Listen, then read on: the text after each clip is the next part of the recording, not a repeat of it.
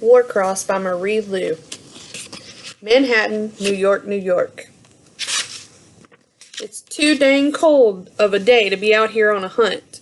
I shiver, tug my scarf up higher over my mouth, and wipe a few snowflakes from my lashes. Then I slam my boot down on my electric skateboard. The board is old and used like everything else I own. Its blue paint almost entirely scraped off to reveal cheap silver plastic underneath. But it's not dead yet, and when I push my heel down harder, it finally responds, jerking me forward as I squeeze between two rows of cars. My bright rainbow-dyed hair whips across my face. "Hey!" a driver yells as I maneuver past his car. I glance over my shoulder to see him waving a fist at me through his open window. "You almost clipped me!" I just turn around and ignore him. Usually I'm a nicer person than this, or at least I would have shouted an apology.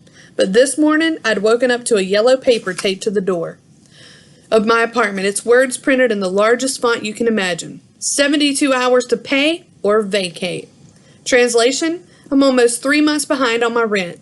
So unless I can get my hands on $3,450, I'll be homeless in the streets by the end of the week. That'll put a damper on anyone's day. My cheeks sting from the wind. The sky beyond the cut of the skyscrapers is gray, turning grayer, and in a few hours this flurry of snow will become a steady fall. Cars jam the streets, a non-stop trail of brake lights and honking from here all the way to Times Square. The occasional scream of a traffic controller's whistle sounds above the chaos. The air is thick with the smell of exhaust, and steam billows from an open vent nearby. People swarm up and down the sidewalks. Students come from school are easy to spot, their backpacks and fat headphones dotting the crowds. Technically, I should be one of them. This should have been my first year of college, but I started skipping classes after Dad died, and I dropped out entirely several years ago. Okay, fine, technically I was expelled, but I swear I would have quit anyways. More on that later. I looked down at my phone again, my mind returning to the hunt. 2 days ago, I had gotten the following text message. New York Police Department alert. Arrest warrant out for Martin Hammer. Payment, $5,000. The police are so busy these days with the increase in crime in the streets that they don't have time to hunt for petty criminals on their own. Petty criminals like Martin Hammer, who's wanted for gambling on Warcross, stealing money, and allegedly selling drugs to fund his bets. So, about once a week, the cops send out a message like this. A promise to pay anyone who can catch the criminal in question. That's where I come in. I'm a bounty hunter, one of many in Manhattan, and I'm fighting to capture Martin Hammer before another hunter can. Anyone who's ever fallen on hard times will understand the nearly constant stream of numbers that run through my head. A month's rent in the worst apartment in New York, $1,150. A month's food, $180. Electricity and internet, $150.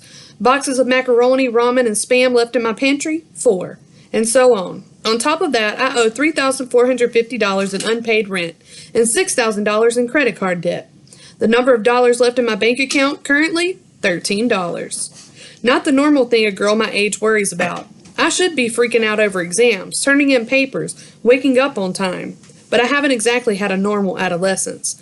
$5,000 is easily the largest bounty in months. For me, it might as well be all the money in the world. So for the last 2 days, I've done nothing but track this guy. I've lost 4 bounties in a row this month. If I lose this one too, I'm going to be in real trouble.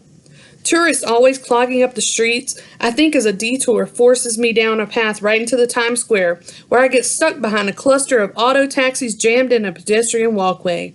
I lean back on my board, pull myself to a halt, and start inching backwards. As I go, I glance down at my phone.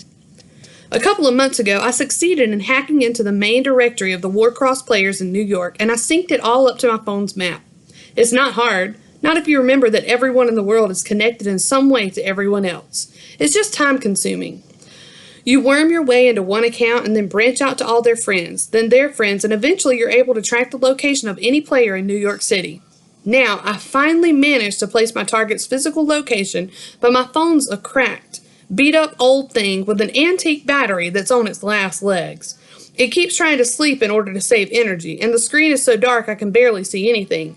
"Wake up," I mutter, squinting at the pixels. Finally, the poor phone lets out a pitiful buzz, and the red location marker updates on my map. I make my way out of the taxi jam and push my heel down on my board. It protests for a moment, but then it speeds me forward, a dot in a sea of moving humanity. Once I reach Times Square, screens tower over me, surrounding me in a world of neon sound. Every spring, the official Warcross Championship kicks off with a huge ceremony, and 2 teams of top-ranking players compete in an all-stars opening round of Warcross. This year's opening ceremony happens tonight in Tokyo, so all the screens of Warcross related today, showing a frenzied rotation of famous players, commercials, and footage of last year's highlights. Frankie Dina's last craziest music video plays on the side of one building. She's dressed like her Warcross avatar, in a limited edition suit and webbed glitter cape, and dancing with a bunch of businessmen in bright pink suits. Underneath the screen, a group of excited tourists stop to pose for pictures with some guys in fake Warcross gear. Another screen features 5 of the superstar players competing in tonight's opening ceremony: Asher Wing, Kento Park, Jenna McNeil, Max Martin, Penn Waskowski.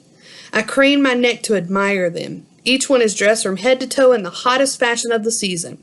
They smile down at me, their mouths big enough to swallow the city, and as I look on, they all hold up cans of soda, declaring Coca-Cola their drink of choice during Game of Seasons.